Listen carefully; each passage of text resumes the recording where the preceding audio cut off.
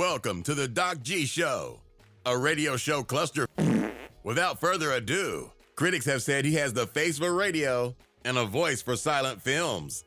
Your host, Ben Doc G Gordon. And we are on the air. Welcome to the Doc G Show. I'm your host, Doc G. With me, as always, the one, the only, Mikey Maximus, the Vernicus. Say what? Charette. Dr. Gordon, what's good, sir? Woo! Mike, I am doing good. Word. Doing good on this day of love, you know? Mm-hmm. Are you dropping 20 spots on 2K games yet? Oh, you know what, Doc G? I actually finally looked into it, and I can't find a place to lose my money playing. Oh, come on! In online 2K. Yeah, there aren't a lot of options, so somebody needs to come up with something. Yeah, you heard it, listeners. You heard it. You got to get out there and challenge Mike to a game. Yeah. And lose your money to him. Okay. Yeah. Well, let's be honest. They'll probably beat you, Mike. But still, yeah, it might happen. Listeners, if you have no idea what we're talking about, Mike is ultimately gonna become an e-gamer, specifically an e-baller. Okay, yep. Just for 2K. So apparently, though, that dream has died just now. So pretty much, yeah. No options. Your other job, Mike, being a stand-up comedian. I saw you were getting into it the other night, and you had a joke regarding bidets, and you mentioned trying a bidet, and a lady in the crowd was very, very adamant that you start using a bidet, Mike. Oh yeah, she was. So was everybody else. She was pro bidet. You had to settle them down, Mike. Yeah. They got into it. I thought there was going to be an uprising for a second. Got a little wild. I mean, I was surprised by how invested she was in you spraying your nether regions with water. She was, do it! Do it! And I was like, well, easy. That's a bit much, man. Jeez. Don't need that kind of crowd work or crowd pressure. No, thank you. Mike, speaking of spraying your nether regions with water, it's Valentine's Day. What? It is Valentine's Day. Your first Valentine's. I've got my drink improperly placed on my desk, listeners. I've got it on the wrong side.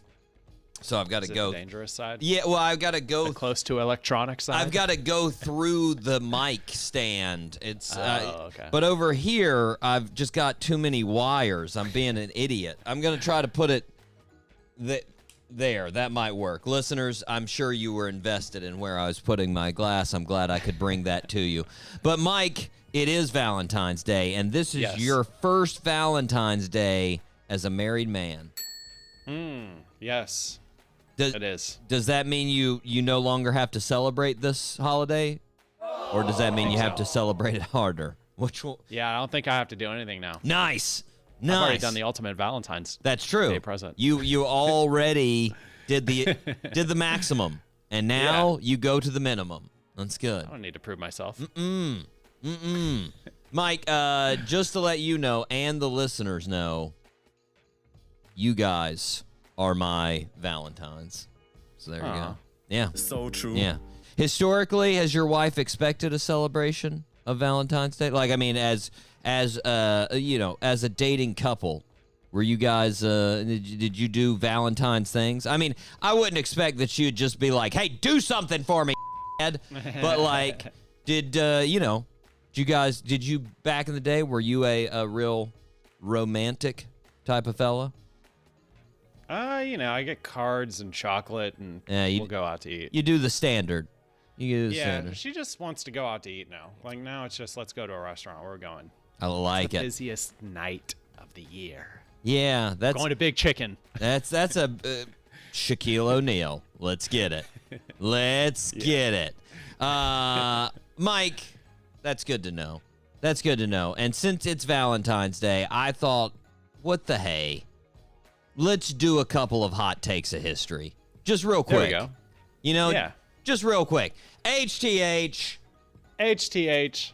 Hot takes of history. Mike, the holiday originally came from the ancient Roman holiday. I'm going to probably say this incorrectly. Lupercalia. Lupercalia. Yeah. That's probably 100% wrong, but I'm going to say Lupercalia. It's an ancient Roman tradition. Ancient, it actually had, I think, history before the Romans, but it was a ritual promoting health and fertility, Mike. And I'm not going to go into all the details, but it involved animals getting sacrificed. Whoa. And then ladies wearing part of the skin of the sacrificed animals as like a thong.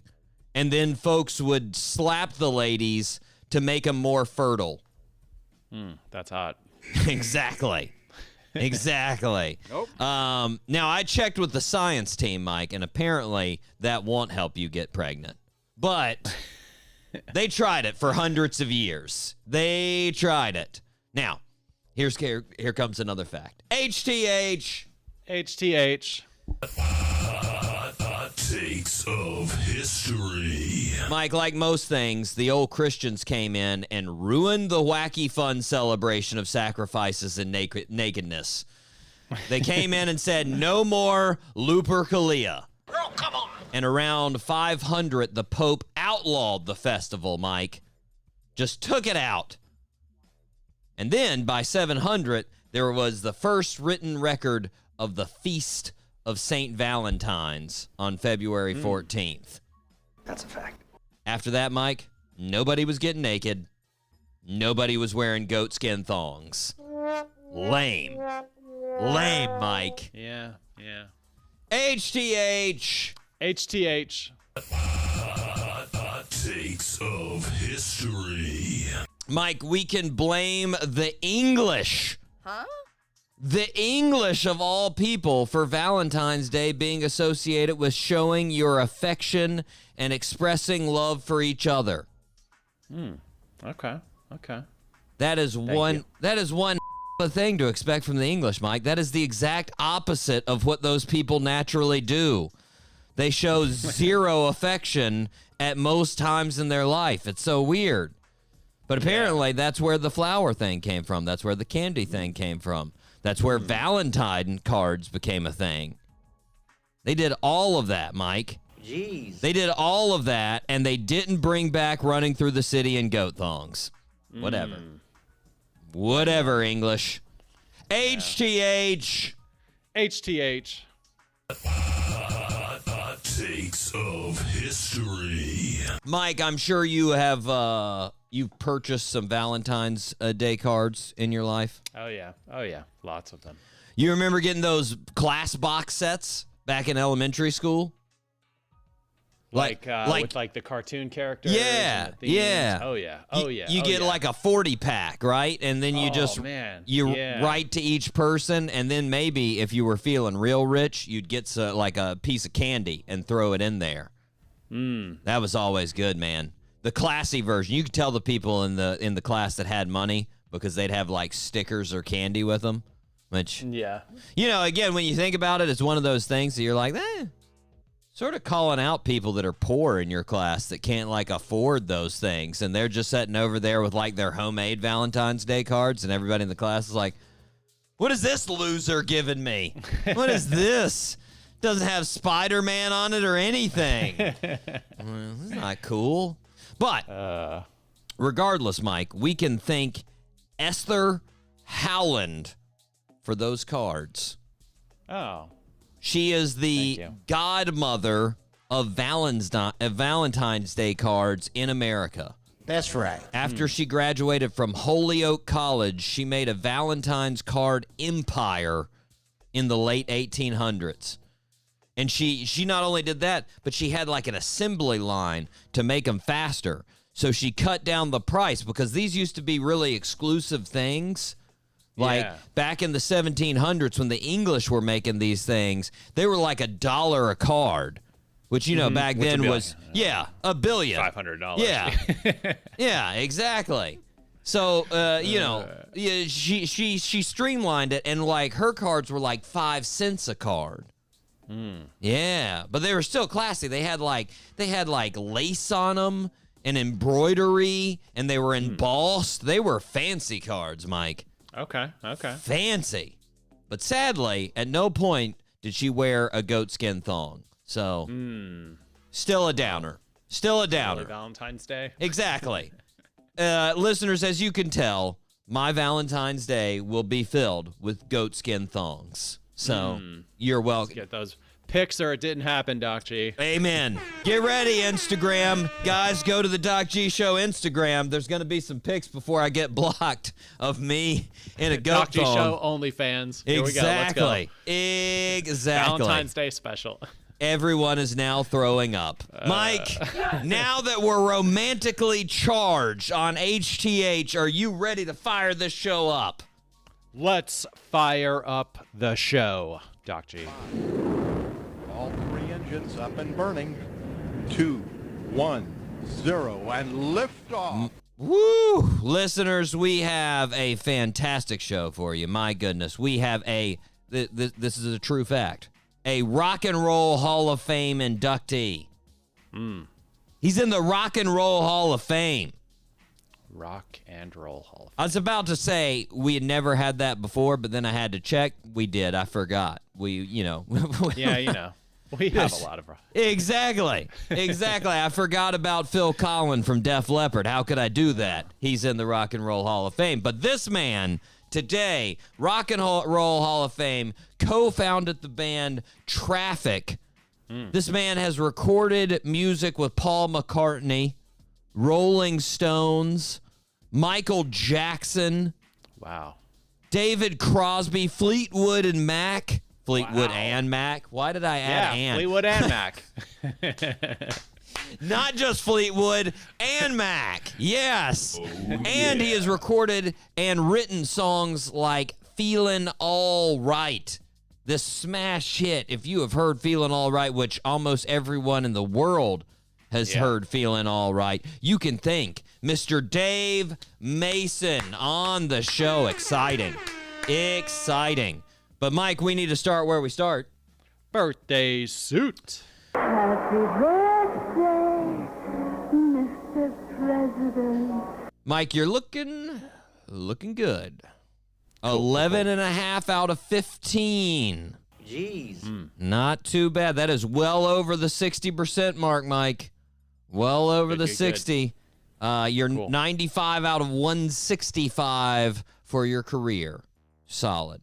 That's not your true career. I would have to go back and look at all the shows before I started counting last year, which would mean it'd be like a year and a half more shows. We don't have to do that. No. We don't have to do all that. Mike, I'm waiting again until we get an intern that I can give them that job.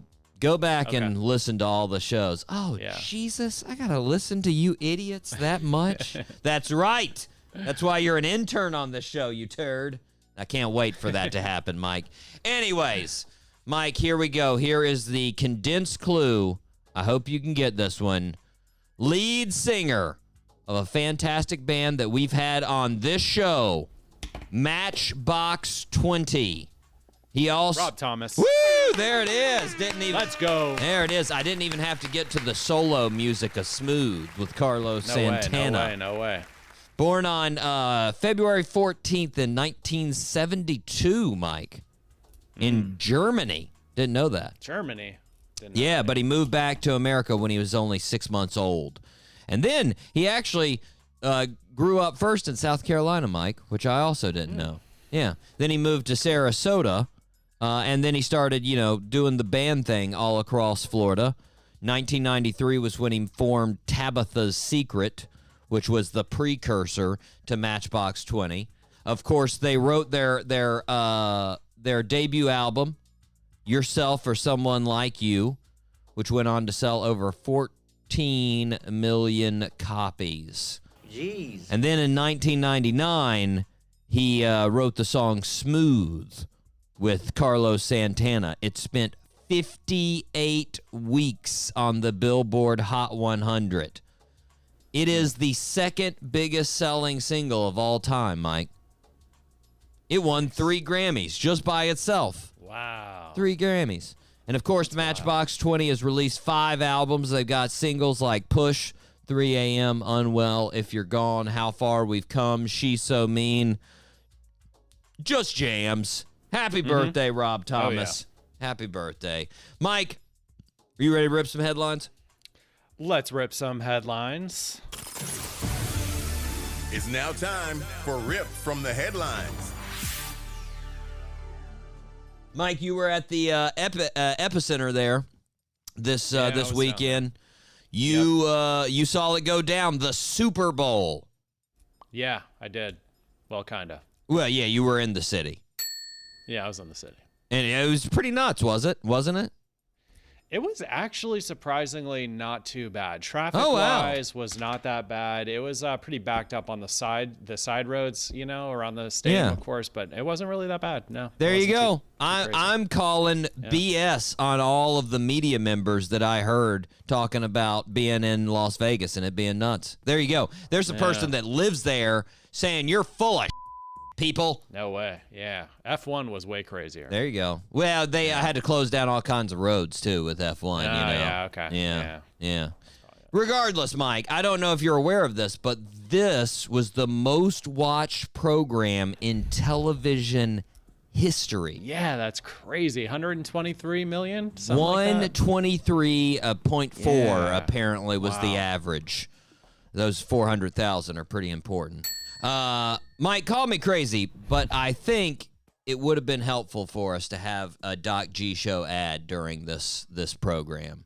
That probably would have helped. Yeah, yeah, for sure. That would have been nice.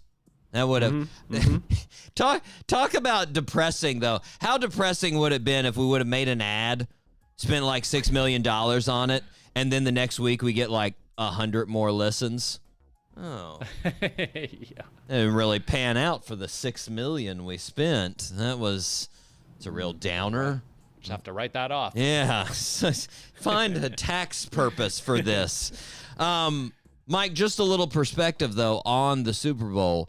The viewers for the Super Bowl, that's the most views for anything since a man landed on the moon. That second place was a man landing on the moon. Second place was a man landing on the moon. Wow. Do you know how many people watched that? Do you have that I don't know the number, Mike. It's okay. I might be out of line, Mike, but I think the moon landing was a little bit more significant. Did Taylor Swift land on the moon though, Doc G? I mean, come on. Well, we did get the obligatory shots, Mike, of Taylor. Oh, yeah. I think they were a little less than normal in a normal Kansas City game, but they were there. Yeah. 54 seconds. I got to say, Mike, Total. I was more interested in Blake Lively than Taylor. Yeah.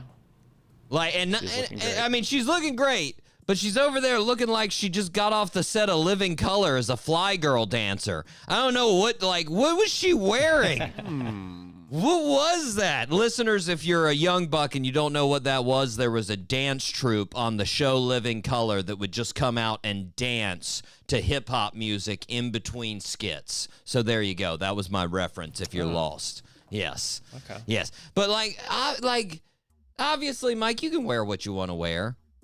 But, when I saw her wearing that red tracksuit, I was like, man, if I was Taylor and she showed up in that, I'd be like, do you misunderstand where we're going?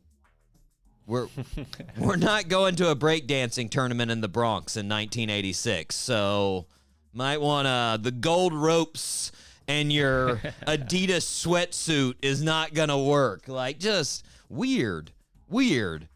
Also, Ice Spice was up there. Don't know if you saw Ice Spice. I did. I saw. Yeah.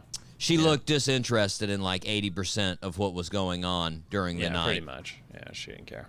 I figured it's the fact that she has to stand beside 2 giants the whole night. That's a fact. I looked it up. She's 5'3", and she's standing beside Taylor, who's 5'11", and more like 6'2". She's definitely not 5'11". She's definitely taller than 6 feet. She's one of those ladies that's like, no, 5'11", not 6 feet. Anyways, Ice Spice next had to probably be hurting after that. She's just like, good Lord, never noticed. Why are you so tall? Anyways, Mike, that's enough Super Bowl. You ready for another topic? Yeah, let's talk about something. Let's go to another sport, Mike. Let's talk about something. Let's do it. In the NBA, did you see Wembanyama rolling up to his game Monday night? No. What was going on with that? He came rolling up in all black with a black ski mask on with goggles, like blacked out goggles. So he looked like Blue Man Group except in black. Okay. Like just literally all black suit, then black mask, black goggles. Looking like a supervillain version of Daddy Longlegs. That's, I don't know what he was like. Was he sitting at home being like, I'm just not getting enough attention at 7'4" and 200 pounds. I know. I'll tap into my inner Spider-Man. That's what we'll do. Like, just, I don't know. Sometimes those pregame fits, Mike, they get a little out there, They do. Harden, he dresses pretty He wild. likes to do it. Good follows on Instagram, though. NBA League Fits. Yeah. League Fit. NFL Oh, yeah. Well, take a look, good. Mike. I'm sure if you look on there today, you'll see that fit. You'll see. Sometimes they don't show the crazy ones, but sometimes they do. You'll see the Wembanyama fit. Mike, moving on from sports, here's a headline from the AP. Quote, cough, sore throat, more schools suggest mildly kid sick. Screwed up on that. Cough, sore throat, more schools suggest mildly sick kids attend anyway. Yeah, I believe that.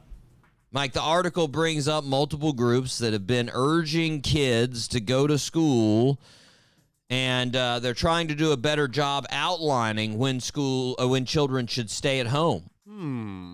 They, in the article, Mike, list the American Academy of Pediatrics, and the American Academy of Pediatrics recommends staying at home when the child has a fever, they're vomiting, or diarrhea, or when the student, quote, are not well enough to participate in class.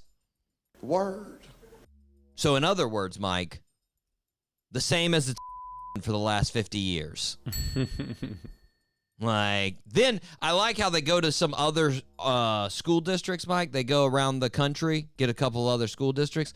Austin Independent School District in Texas, they list eye redness, undetermined rash, or open draining lesions as reasons to stay home.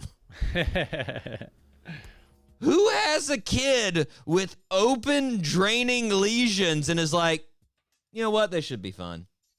It's just a gaping wound that's oozing out green liquid. Like who's like, like, should I take him to the hospital? Nah, they should go to school. That's what they should do. They should go to school and just rub around on other people and just be like, hey, sorry, is my toxic sludge getting on you? Like, gross, man. Yeah, it's pretty gross. Come on, Texas. Come on. And Mike, as a teacher myself, I know I don't teach elementary school kids because, gross.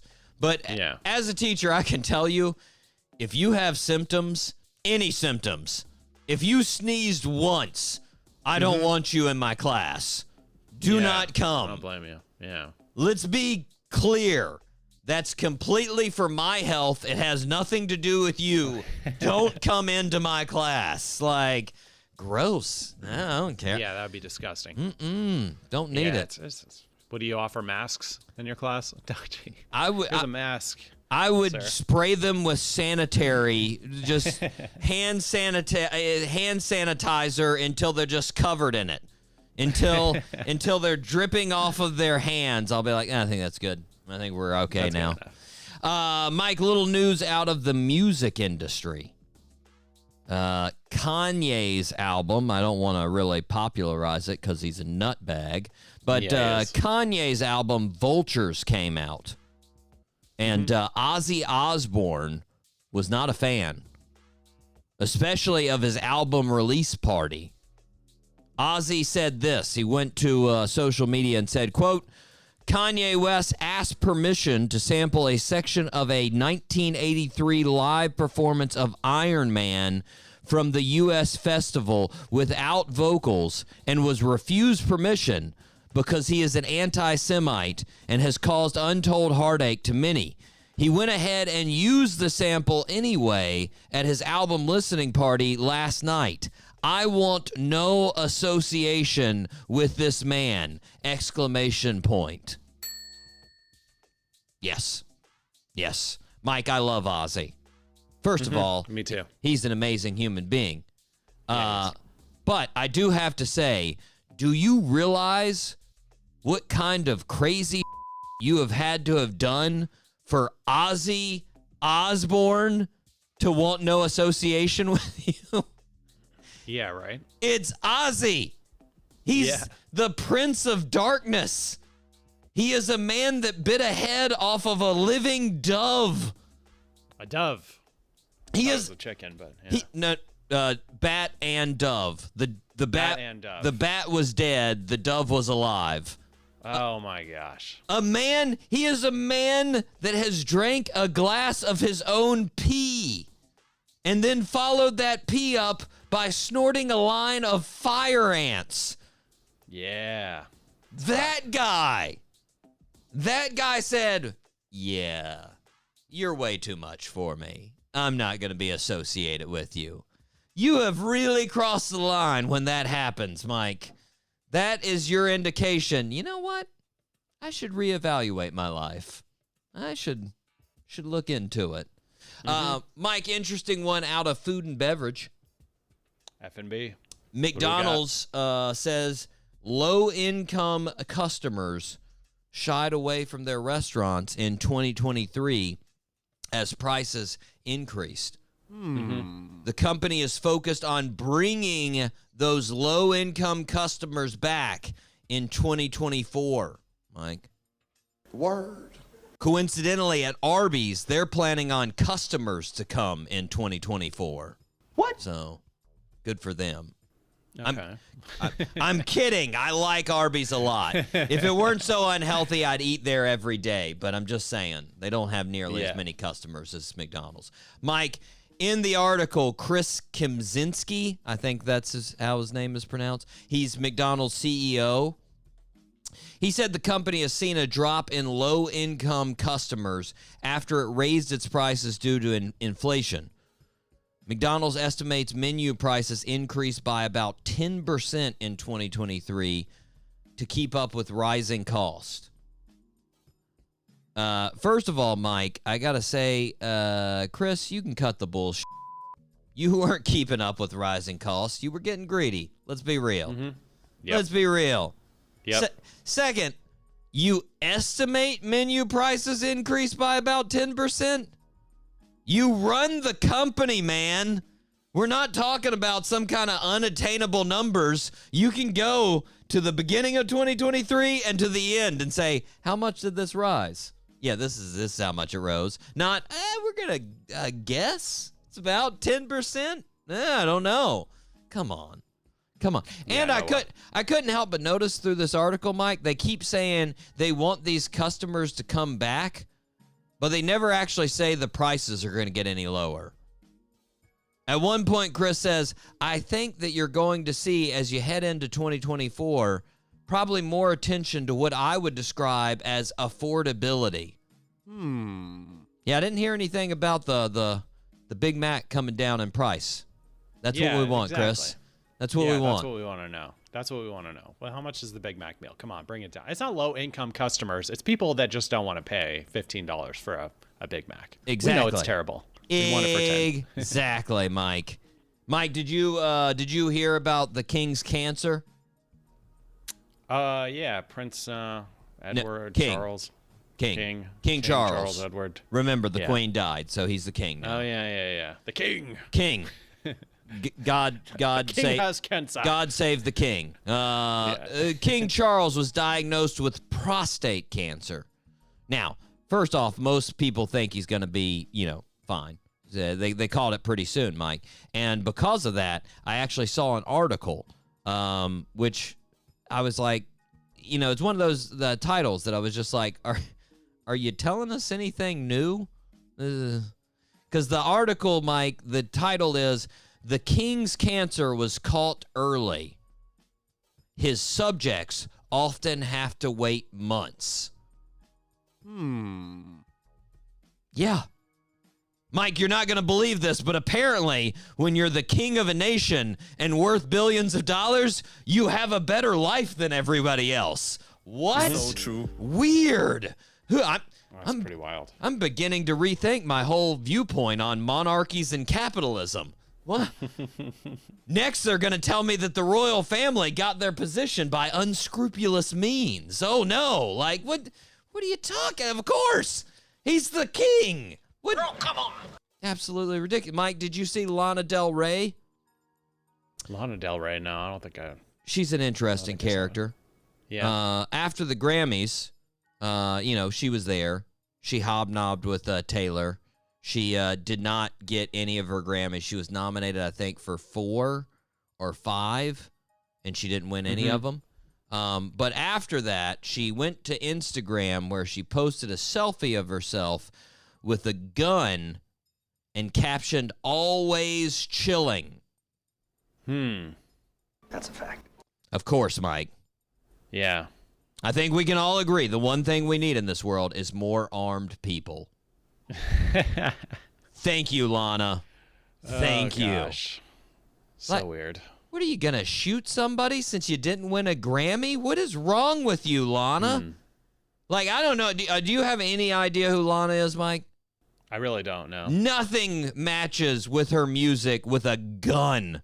That is, you know, it's basically like, I don't know, Ice Cube in the 90s having a kid show and you being like, oh, that makes sense. That's Ice Cube and the kids. He loves the kids. Like, I mean, what is wrong with you, though, Lana? John Morant got kicked out of the NBA for 25 games for doing that.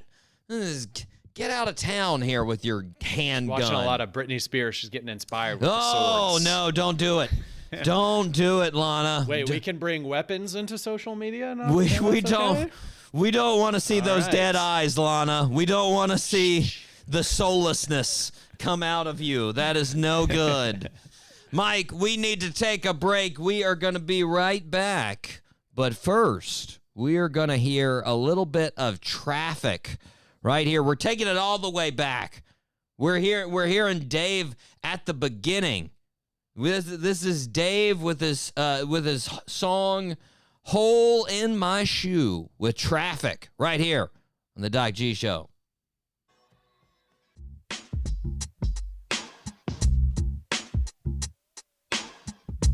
And we are back here on the Doc G Show. Spinnaker Radio, WSKRLP 95.5 FM in Jacksonville, Florida. Mike, what do the listeners need to do? Well, Doc G, if the listeners are feeling so kind and they feel like the show is a positive way to waste their time, they should please subscribe on Apple Podcasts, That's one. Spotify, That's one. SoundCloud. Yep. We're on YouTube Yep. now, killing the game. We are. This would be a cost-effective way to support the show. And if the listeners are feeling extra generous, please leave us a review, leave us a 5-star comment, a 5-star review, and a comment. We love comments. And also tell a friend about the show, please. Mike, I made a mistake this week. Uh-oh. I actually told people I know about the show. Oh, okay. Yeah. Okay. Yeah, I told him about the show, and I immediately regretted it. You know, I told him, and I was like, yeah? you don't have to listen. Yeah. Don't listen. You know what? Don't even look at the website. Don't do it. I'm sorry. Just don't go anywhere near it. I tried to take it away, but yeah, I probably ruined it. Let's be honest. But I will say, Mike, here's my plan to get more listeners or followers on YouTube. I've as you know, I've conquered the short game. And by conquering the short game, I mean I've gotten some people to look at them. And what I need to do, Mike, is I need to attach them. I need to do the linked related videos to the full videos. Because the shorts are doing it. The longs are not. No one cares about the longs. And Mike, you have made your debut in one of the longs because I put up the old Tom Papa long video there. And now, granted, I basically just put you in when you actually ask a question.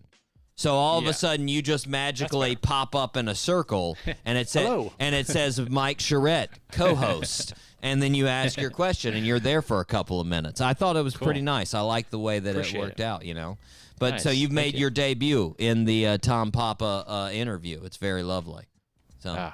Great interview. It was a great interview. The guy's just so nice. He was actually just on Games with Names podcast that Sam Morrell used to do. Sam Morrell no longer does it. It's just Julian Edelman, the former NFL player now, which I got to say, he's holding his own. He is doing a fantastic job. That's good. It's one of those guys that you're like, really, man? Really? You're insanely athletic. You have a whole bunch of Super Bowl championships. You have millions of dollars, and you're charismatic and funny. You, come on, man. You know? Could you please stop? Exactly. Nah, not really. Way to do it. I would never follow that guy on social media. No way. I did. I couldn't help it. He's just too fantastic. Shout out to Julian. He's doing a fantastic job.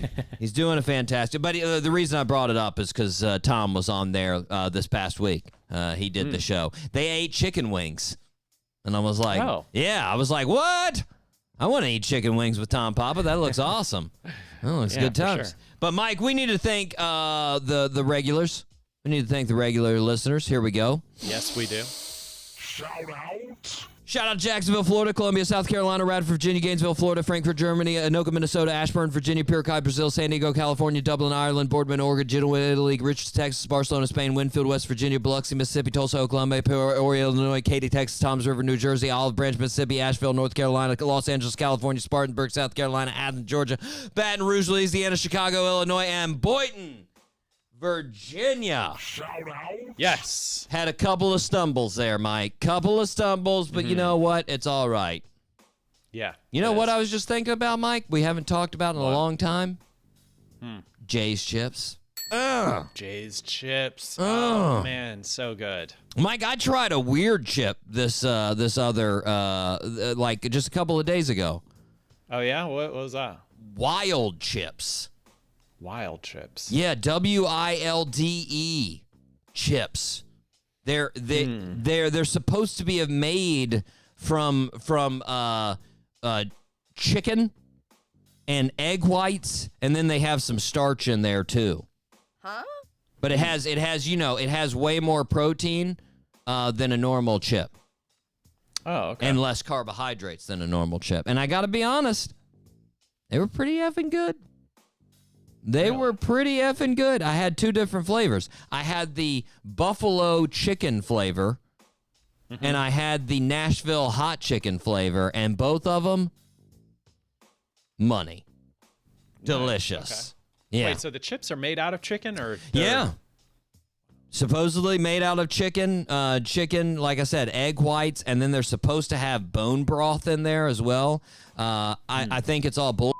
But it's still a delicious chip, Mike, regardless if the ingredients are made up. Totally delicious. They're not the cheapest, I will say that. Yeah. Whole Foods? I actually got them at Publix. Right now I'm looking at it, Mike. Google rating 4.9 with the wild chips. So pretty high up there. Pretty killing the game with the wild chips. Nice. I really want to try the spicy queso. But I haven't found them available anywhere. I think I see them right now at Target. And yes, listeners, I will buy them as soon as we go to break. They will be purchased as soon as we go to break. That's right. Mike, but we need to move on. We need to go to the 4-star listens. We got some good ones. First off, let's shout out St. John's Island, South Carolina. You might have been to St. John's before.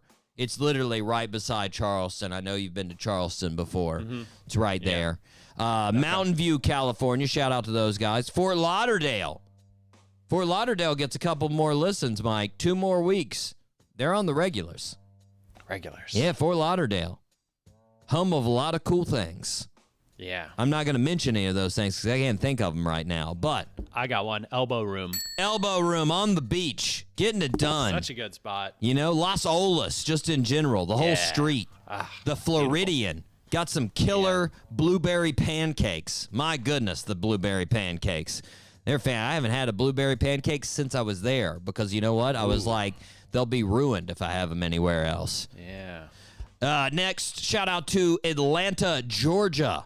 Hot Atlanta. ATL. Shout out to Council Bluffs, Iowa.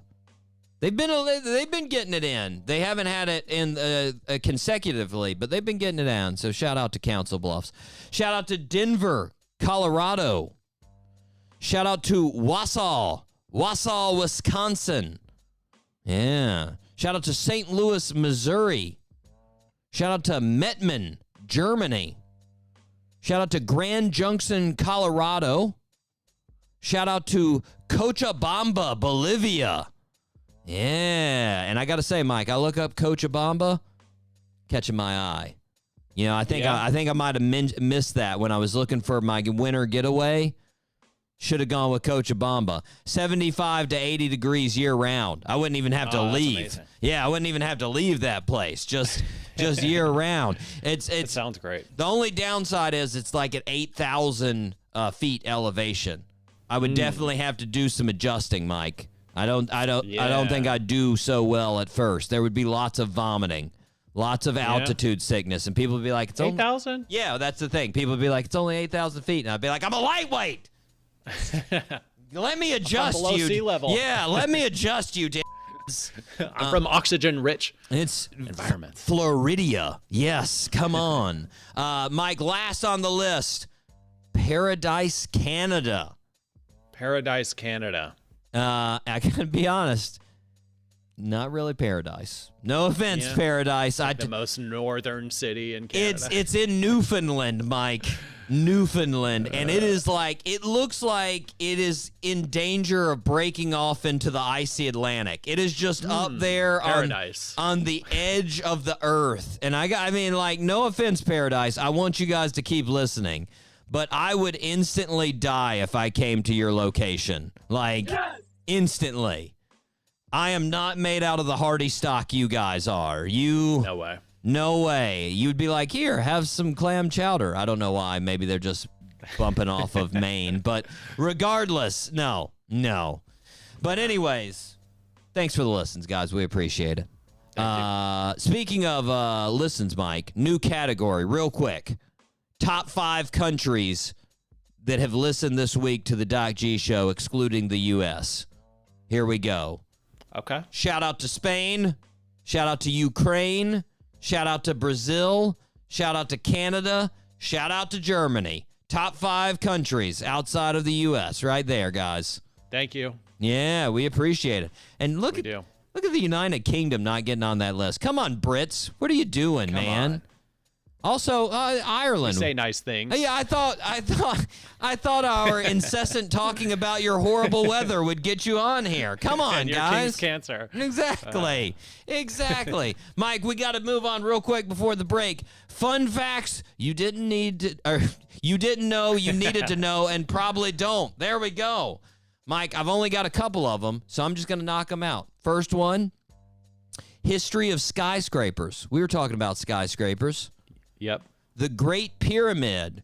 The Great Pyramid was the tallest building in the world for 3,800 years. That's a long reign, Mike. That's a good run. Yeah, the Burj Khalifa's got several more years to go if it wants to pass that. Can you imagine a pyramid that tall? My God, that would be one. As tall as the Burj Khalifa? Yeah. That'd have like a square footage of 18 square miles if it reached that. Just be so huge. It would weigh the earth down. It would just be a sinkhole right there. Just giant. It would be all of Egypt. Anyways, Mike, our second one here in marine biology. Whales make the loudest sounds of any marine animal making whistles that can be up to 188 decibels and travel up to 500 miles. Can you imagine being beside one of those guys when he let off a whistle? Like, dude, give me a warning first. What the God? Give me a head start of a couple. What would happen, Doc G? What would happen to your body if you were that close to? I mean, honestly, if it was at 188, you'd probably have some ear damage, man. You'd probably have. I mean, be like, give me a head start of a couple 100 miles before you fire one of those off. Mike, you explode. You just spontaneous, just. Mike, soil science. Here's a soil science fact. Soil science, okay. A spoonful of soil, it just sounded like I was going to say helps the medicine go down. That'd be the worst thing for medicine. A spoonful of soil has more organisms in it than people on Earth, than there are people on Earth. Wow. That's how many little tiny organisms are in soil, Mike. That's sort of gross when you think it. I mean, it's cool, but sort of gross. That's a lot of little teeny things going on there. Little teeny things. Mike, we are going to take a break. We are going to be right back with none other than Rock and Roll Hall of Fame member, Mr. Dave Mason, right here on the Doc G Show.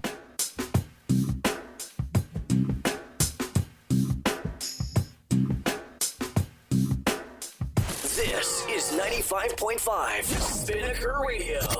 WSKR-LP-FM, UNF Jacksonville.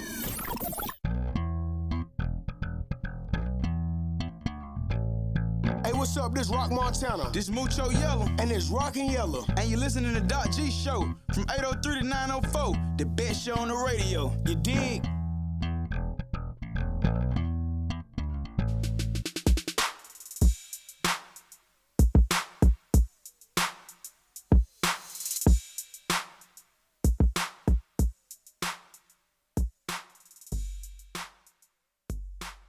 Welcome back to the show, everybody. We are super excited to be welcoming a Rock and Roll Hall of Fame member, an absolute rock legend. He will be at Ponte Vedra Music Hall there on March 6th. Mr. Dave Mason. Dave, how are you, sir? I'm good. How are you? I'm doing well. Can't complain. Let's start with your newest release, a fantastic version of Dear Mr. Fantasy with none other than Joe Bonamassa. We've been lucky enough to have Joe on the show. You released this with Traffic back in '67. I wanted to ask you, what do you remember about that song? Because I've heard you talk about how much you like the song. When you guys were first working on it, what do you remember about that song back in '67? Well, Jim Capote and Steve Winwood wrote it, and but it was part of the very first Traffic album. So sessions pretty much just cut live, basically, in the studio. I played bass on it, and on the original version, played bass and harmonica on it. Nice. But it's just a great song. I rewrote it. That original version's in a major key, and I rewrote it in a minor key and changed some of the chords for this version. But it's kind of cool. Do it live, do it in the show, and having Joe, doing it with Joe is just great. Well, yeah. I mean, you said I saw actually on a post you had about it. He's an amazing guitarist. But I was pretty impressed when you actually said Joe Bonamassa is exciting to you as playing with Jimi Hendrix. That's high praise. Oh no, he's just pretty good on guitar. Oh yeah, he can play for sure. Yeah. Well, now you had a single that was released after Mr. Fantasy there with Traffic back in the day that ended up being Traffic's highest charting song, Hole in My Shoe. And I heard that was the first song you ever wrote. It was. That's got to be some that's got to pump you up a little bit when the first song you ever write goes to number 2. I guess I don't know. It was the times. It's a bit of a studio record. It's very. I mean, today you could probably reproduce it. Okay, back then it was pretty hard to reproduce it, and it was a thing of the times, the '60s. So it was a little bit Alice in Wonderland fantasy thing, but it was cool, and it was a huge hit in Europe and England. Did you think after you wrote it, like, you know, and after it had that success, you're like, man, can I do this every time? Is this gonna happen every time I write a song? I wish. Well, when I was looking at the writing credits on those Traffic albums, most of the songs that you wrote are you solo, like you wrote them all by yourself. And there's only a couple that you wrote with other members of the band, like Here We Go, Around the Mulberry Bush, and Vagabond Virgin. Did you prefer writing by yourself? Is that just the way that you find to be more sort of creative? That was just the way, you know, I mean, I was a kid. I was 18, 19, 20 years old. Yeah. Trying to find out what I can do and what I couldn't do. I mean, if there was an occasion to write with them, it would have happened and I would have done it. Jim and I wrote together. Yeah. It was Vagabond Virgin was on the second record. We wrote that together. Right. But otherwise, I kind of wrote, you know, that's what was going on at that time. That's what I was doing. Well, I mean, on the second album, you wrote arguably an even bigger song than Hole in My Shoe, which was Feeling All Right. Obviously been re-recorded, I don't know how many times, 40, 50 times. I heard you say you wrote it on the Greek island of Idra. And I heard you say you needed life experience. How did you fall on Idra as far as going for that holiday of that being, you know, okay, this is where I'm going to get this life experience? No, I just needed somebody to go to just you know, think about where things were going. Yeah. Isolated is what I need. That's a pretty good place to be isolated. And think about what I was going to do writing. Leonard Cohen had a house there, actually. And there was a movie that was shot, they called Phaedra, with Melina Mercouri. Yeah. Nice. So that's what drew you in. You're like, I need to be in there. I wanted to get away. Somebody suggested it, and it was sounding like, okay, why not? Now, of course. I was a kid. I had no ties to anything. I can go wherever I want. Well, I mean, knowing what you know about the music business now, it's got a business. Well, it's got to irk you. It would go well beyond irking me, but it's got to irk you that you don't own the rights to Feeling All Right. That's, well, I mean, regardless of that, I mean, I sold the rights to, I sold some of the rights to it a while back. You know, it's an asset. Yeah. It served me well. So I let it go. Does it feel weird when you see it like being used in something and you're like, I didn't approve that? Use it as much as you want. No. I mean, once you've written and once you've done it, it's out there. And certainly now it's out there with the internet when you talk about music business, because there ain't no music. There's no, you know, making new records is like an exercise in futility for an artist.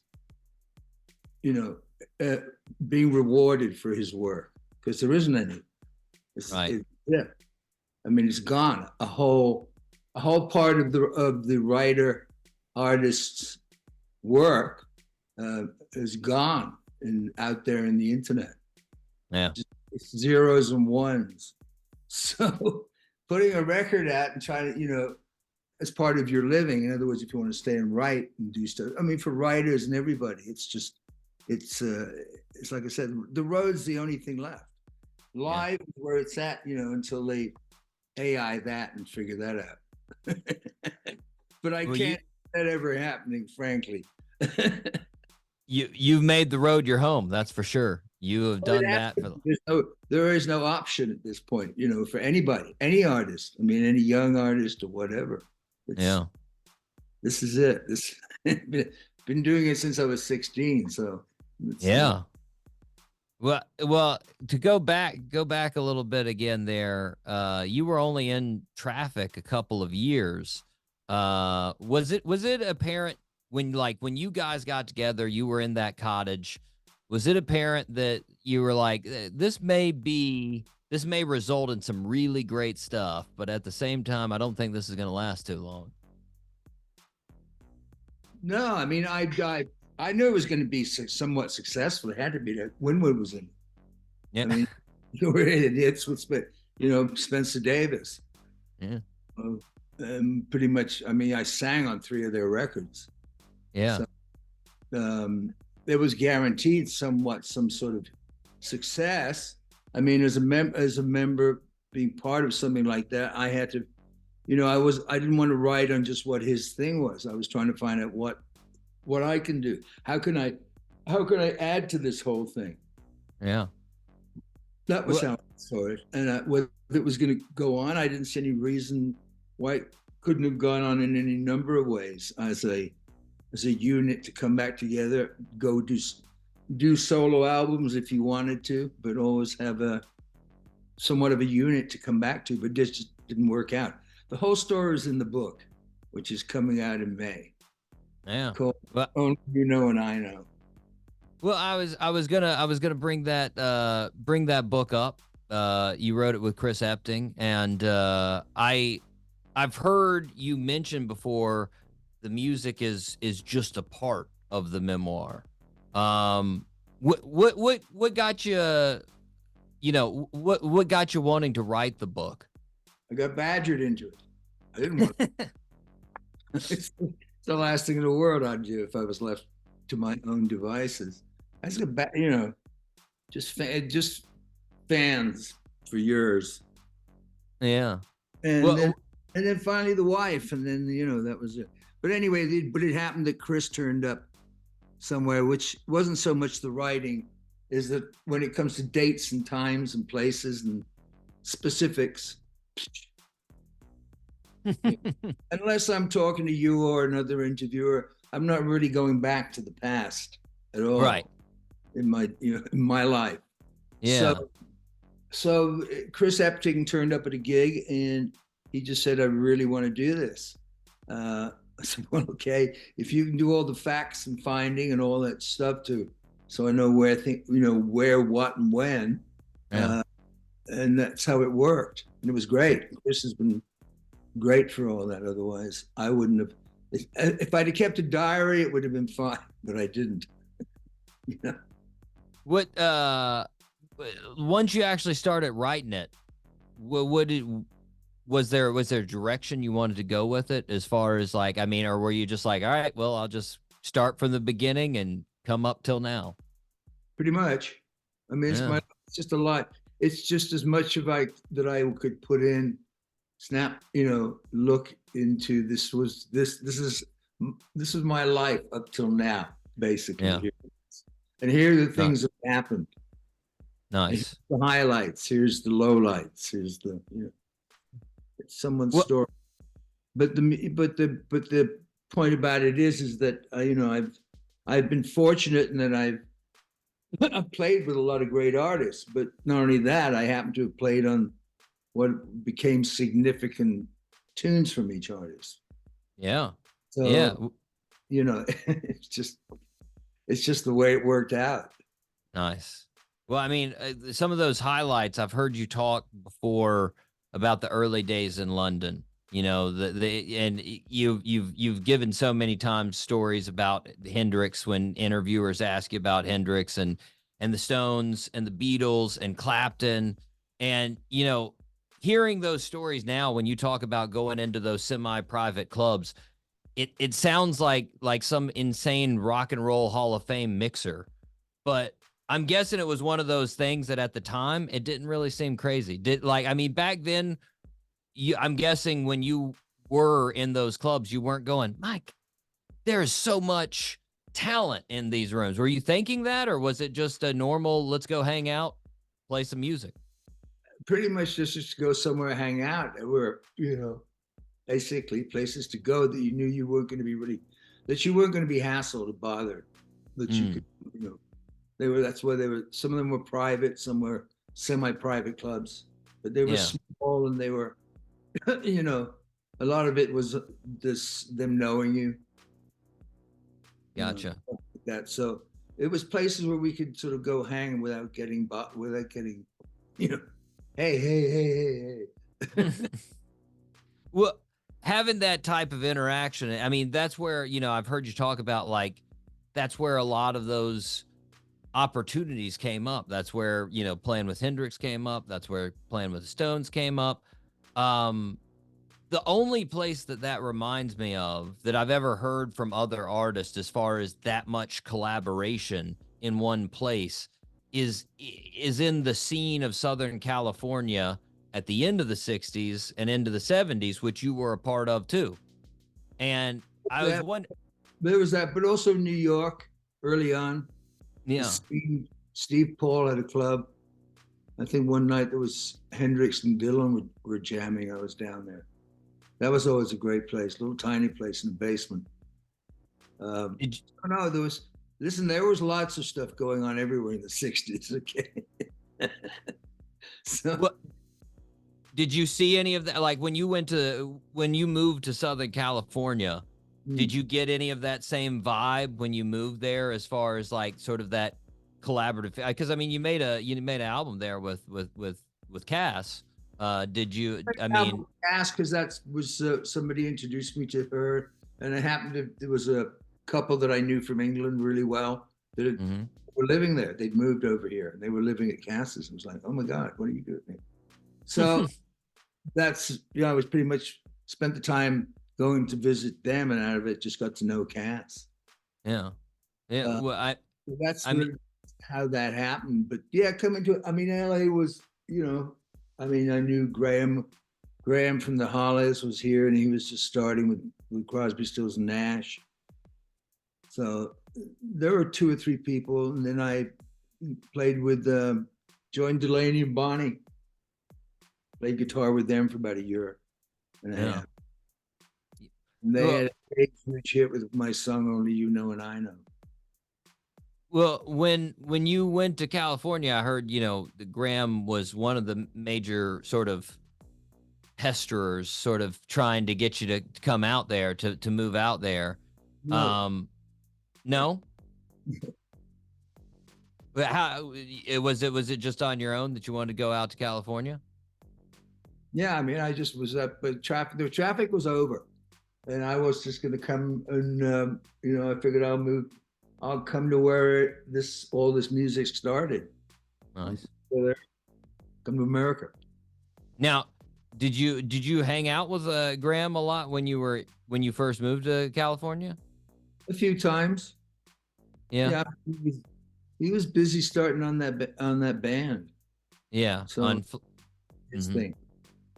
Well, when you got out there, did you feel the influence of? Yeah, I mean, there's obviously a lot of country rock at that time. A lot of that sort of influence of the Baker sound, and just influence in general of country into rock, and you got a lot of those folk artists out there. Did you feel that influence when you went out there? Well, I get influenced musically from like all kinds of stuff. I don't really have, if that's there, then I'll absorb that. It's I've written songs that are in very different, styles. I don't really have one style of writing. Right. I like too many different styles of music. Sure. Well, so wherever it is, I'm going to try and, take a little something from whatever's happening. Yeah. Well, when you released your first solo album, Lone Together, did it feel different to you then? Like feel more pressure than when you released Traffic album, since it was your stuff for that album? Yeah, I guess, I don't know. I'd rather be in a band, frankly. It was just, it was all on me. But yes, I mean, I had great, and all those great, they were all good, mostly great session players, all those people that were on there. I mean, Leon had not really taken off yet. I mean, he it was either a band, an album called The Asylum Choir. Interesting album. But otherwise, those guys were doing a lot of session work. Carl Radel, Jim Keltner. Yeah. Well, now a lot of people remember that vinyl for the multicolored marble. Yeah. Was that the first time that style was used? Do you know? I think so. Yeah. Who brought up that idea? There was a company that was Camouflage, I think was the name of the company. Nice. Barry Feinstein, I think, was the guy. Camouflage was their design company. Nice. Did you, I mean, I'm guessing you ultimately thought it was a good idea when they first brought it to you, where you're like, man, that's cool. Yeah, let's go with that. Well, yeah, I guess yes and no. I mean, I don't know. It's like, yeah, sure, let's go along with it. What the hell, you guys? What do you want to do? Yeah, let's go to Western Costumers and drive out into the middle of the desert and climb up those rocks and let me take a picture. Yeah. Well, you're like we brought up earlier, you are getting ready to go out on the road once again. I mean, you do it every year. And I mean, you're a road dog. Yeah. Yeah, exactly. Oh, It's I mean, what did you do during COVID? Had to be so weird for you, I'm guessing. Took a break. I mean, a well-deserved break for sure, but it had to be strange. So would you after 56 years on the road. Exactly. It was just fine. And I I got to put a great video together of Feeling All Right with me and Sammy Hagar and Fleetwood and the Doobie Brothers. So yeah. Well, I mean, so like when you go out on the road, for a new show, yeah, I mean, is the enthusiasm still there? Does it take a while to build, or do you? I mean, at this point, I love playing. Yeah. But I mean, I love playing, but I like most of us say is that I'm not getting paid to play the music on stage. I mean, paying me for the other 22 hours. Right. Well, it's basically what it's about. So, but yeah, I mean, that's what I've done it all my life. So, right. So, well, so do it. So until I can't, I guess I will. Well, now this coming tour, the Dave Mason's Traffic Jam, yeah. you've got 10 shows in Florida. I can't tell if Dave Mason loves Florida or as Florida loves Dave Mason. Is it both? I don't think you really want to bother touring anywhere else in America in this time of year. Okay. That's true. At my age, you tour seasonally. Okay. I like it. That is, yes, that Florida, we have good weather. We can say that. Well, it's going to be a lot warmer than where I'm sitting right now. So yes, it will be. What's it looking like there? What do you got temp wise there? Well, let's see. There's snow behind me on the mountain. And, I don't know, what is it here? When about 49 degrees, 52 degrees. Hey, no, it's not that bad, but it's we're definitely beat you at 75. So you know. Feel bad for you. Well, Dave, we are very excited for you to come down here to Florida. Very excited for you to be at Ponte Vedra Music Hall. And our listeners need to make sure to come out and see you. I want to thank you for coming on the show, Dave. You are welcome, and thank you. You have a great day. For sure. Listeners, make sure you come out. come out March 6th to Ponte Vedra Music Hall. Stream all of his music that's out there. And right now, let's take a listen to Dear Mr. Fantasy by Dave Mason and Joe Bonamassa right here on the Doc G Show.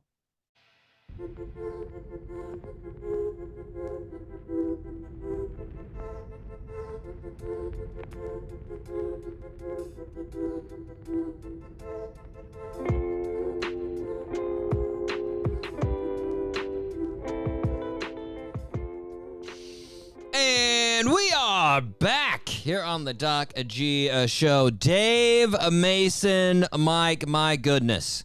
I mean, regardless of everything, it's just impressive that this dude is 76 years old and out there doing 150 shows a year, man. Yeah, goals. I mean, that just shows you, one, how much he loves doing it. Mm-hmm. Two, the dedication, man.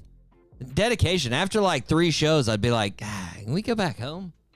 I feel like this traveling is getting to me. Am I right, you guys? Yeah. Like, God. Even if I had a giant bus, you'd still you couldn't handle it. Couldn't handle it, you know? Yeah. I mean, he's been out there doing it for 60 years like that. It's crazy. Just a road. You guys love it. Just a road dog, man. Just a road dog and a Rock and Roll Hall of Fame road dog. So, there you go. Shout out to Dave. Mike, we need to move on to the fastest growing segment in the world. Doc G top 3. Mike C top 3. Oh my gosh. There Mike you C go. top 3. There it is. Sorry. Don't take your name away from it. It's your name, Mike. It's your name. Now, we chose an interesting topic. We chose the top 3 foot in your mouth moments. Now, Mike, I think I probably have like 1,000 more that are probably way worse than the ones I chose. For sure. Yeah. But I've blocked them from my own memory because of the embarrassment. So, like, I was actually trying to think of them, and I was like, So I've got 3, and the 3 are pretty nice. There is one that was just, my number 1 is just very awkward. It was a classic one, and it's always like, it sort of highlights where it really started for me, of just a great foot in your mouth moment. But Mike, do you have any honorable mentions? No. Yeah, no. I thought I'd leave them out too. I was like, let's just try to keep this. I want to do the least amount of. Yes. Mike, my number 3 isn't like, this one's just more of a funny thing because of how stupid I looked. It's not too much of a foot and mouth thing, but it kind of is. So, me and my friend Craig, we were going to paddleboard, and we were getting several people to go. And we were going to pick up our friend Rachel at her place. And she lived on a street, where there was only parallel parking. And so we're driving up there, and I get ready to pull in the spot. And like I'm pulling in, and as I'm pulling in, Craig's like, whoa, easy. And I was like, and I stopped the car. I'm like, don't worry. I'm sort of the best there is at parallel parking. All right? So you don't have to worry about, giving me the angles and stuff, because I got this.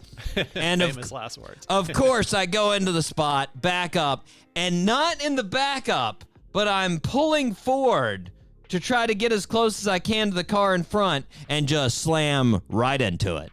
Just hit the bumper right in the car. And Craig just looks over at me and is like, best that ever was? I was like, yeah. Ed. All right. Jeez. Luckily, Mike, we didn't have to pull any jack moves or anything. The owner of the car was an older lady. She was super nice. She got out and was just like, I don't see anything wrong with it. You're fine. And I was like, cool. All right. Thank you, lady. But I did feel stupid from then on, and every time me and Craig went anywhere, he's like, oh, please don't tell me there's parallel parking. I'm the best at it, Craig. I'm the best at it, man. Anyways, Mike, you're number 3. Oh, Doc G. So these my three are these are the bottom of the barrel foot and mouth moments. There have been plenty that have eclipsed, but they are not appropriate for the show. Yep. We'll save those for the Patreon. There we go. Anyways, so number 3 for me, I was on a date with a girl when I was living in New York City. Her grandfather had just passed away, like day of. And, my grandfather. Why'd you go out on a date? Months. That's her fault. Whatever happened, Mike, is her fault for that. I would kind of, maybe I should blame her for this. Yeah, let's blame her. Everybody, we're blaming her. But I was on this date with this girl. She was telling me about her grandfather passing away. My grandmother had recently passed away. And, or no, it was the other way around. So it was her grandmother that passed away, and my grandfather had recently passed away. And then I said something along the lines of, well, my grandmother is single. So if you want to try to link up. And it was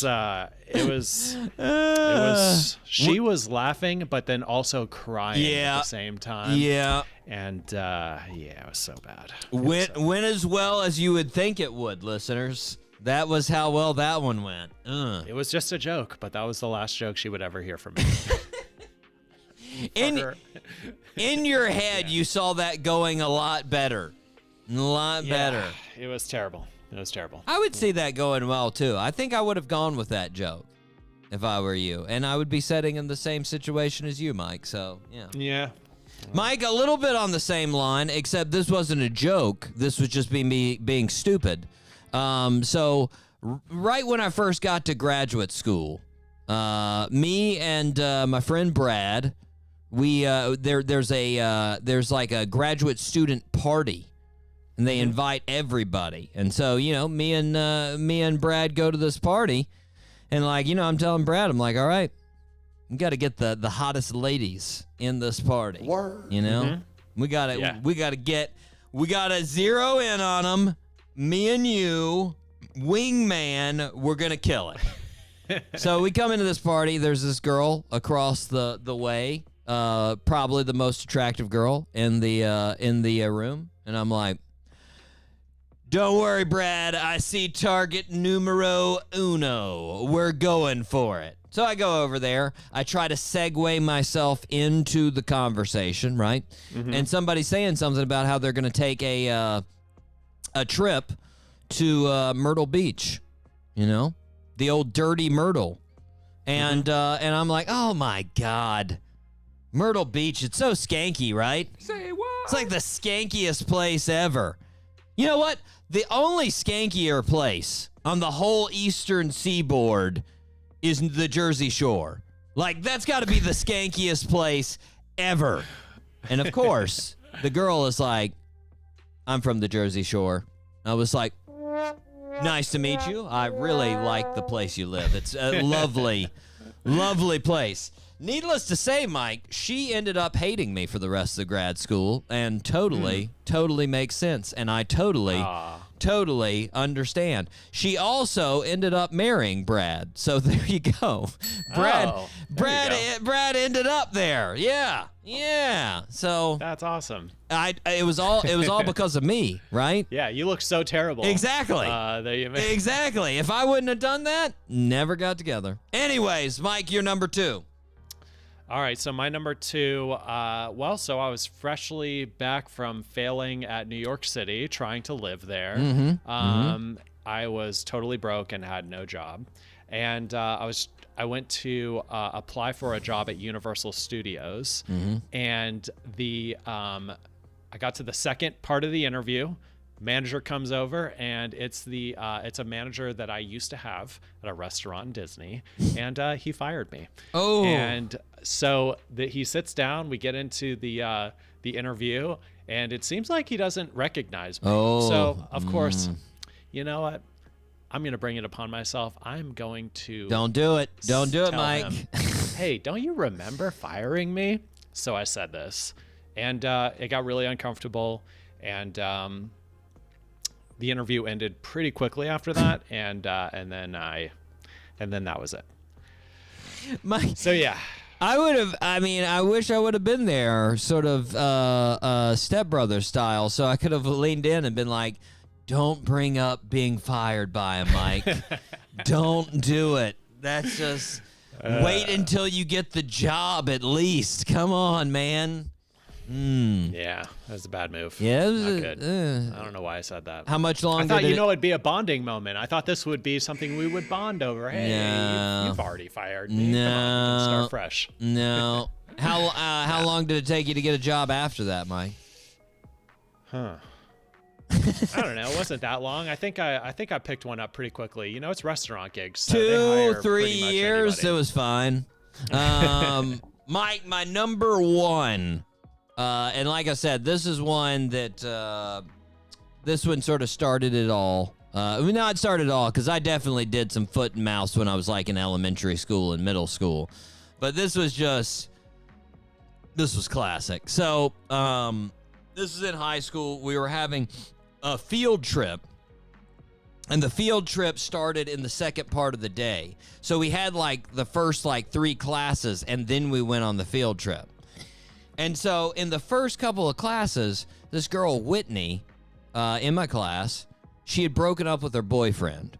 And, you know, at this time, I'm about 1,000 times less sympathetic than I am now to anything like that. And, like, the whole time, she's upset about her. Like, she's literally, like, crying in class. And I'm like, what is ridiculous? How long did you go out with this guy? 3 weeks? Who gives a Come on, what is this? You know, and I was just getting angrier and angrier about her being upset about this. And so then we get on the bus for the field trip, and I sat down in a seat, and somebody is like, hey, where's Whitney at? I was like, who cares, man?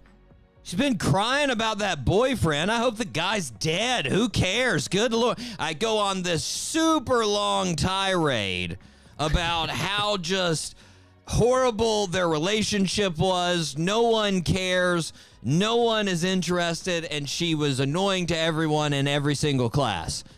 She then raises up out of the seat behind me where she had been laying down and was like, hey, Ben, I'm right here.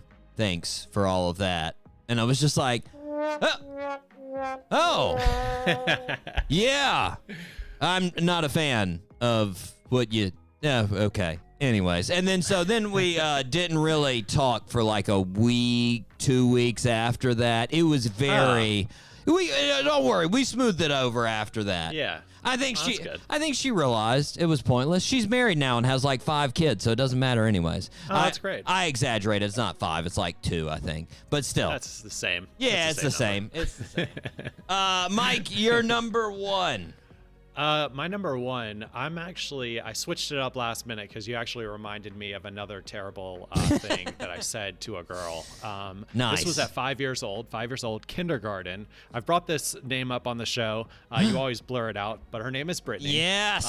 So Brittany, first crush ever, kindergarten. We're in class. I don't know what prompted me to say this to her, but she must have done something she didn't give me a crayon that I asked for. I don't know what it was, but I whispered in her ear, you're an ass.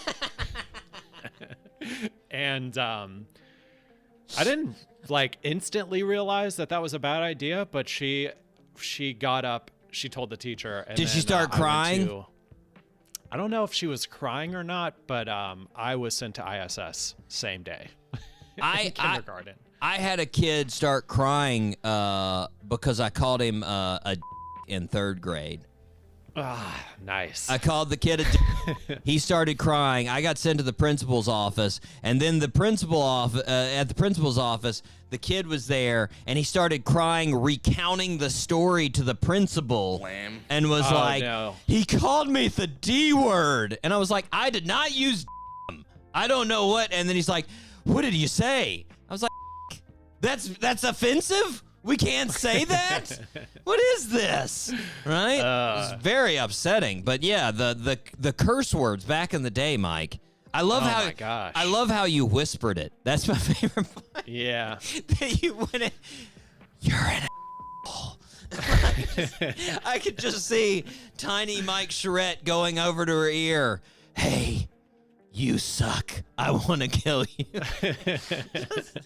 Oh man. Sometimes you don't know how to control the emotions when you're young, you know? No.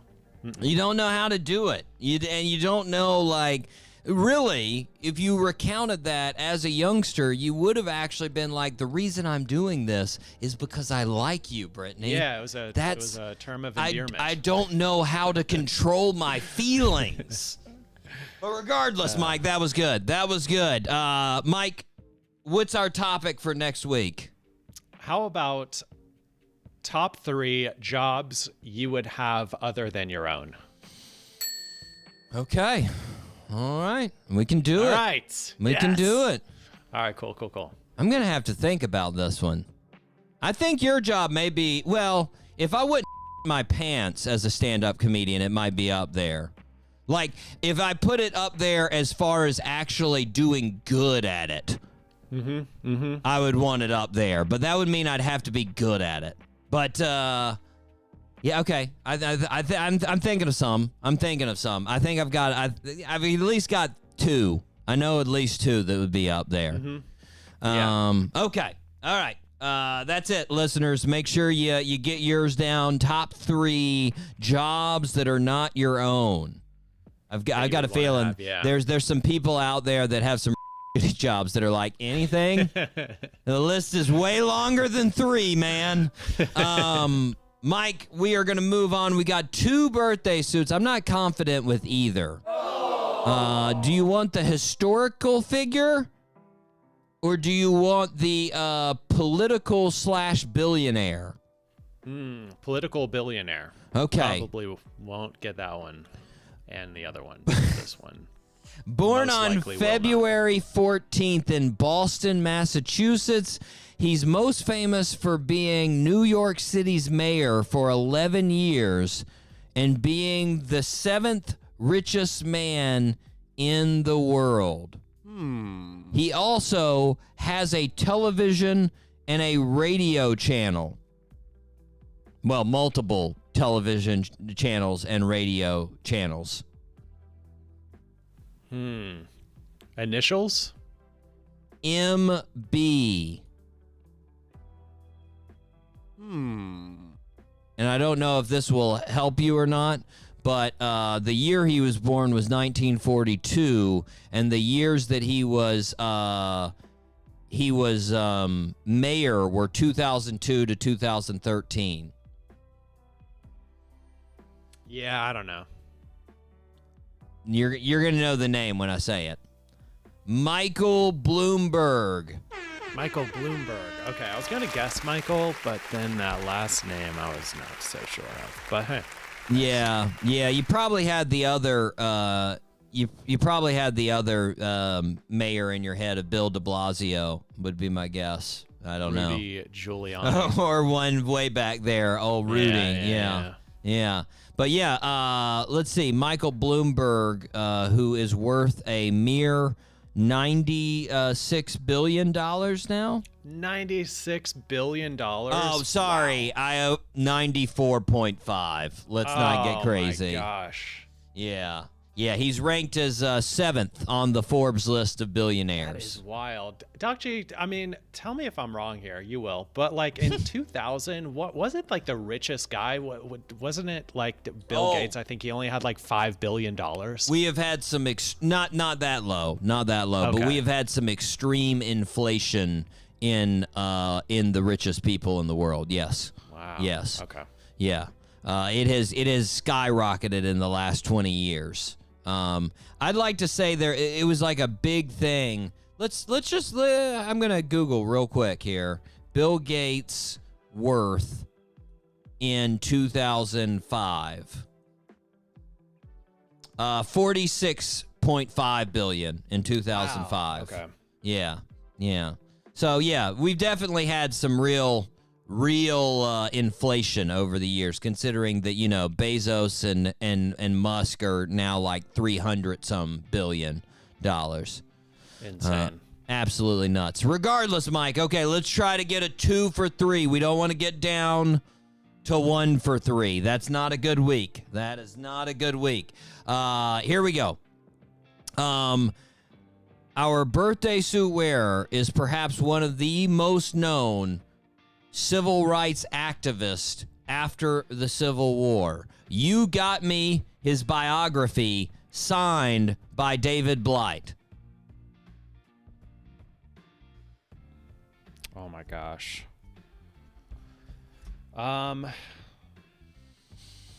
Wait, Abraham Lincoln.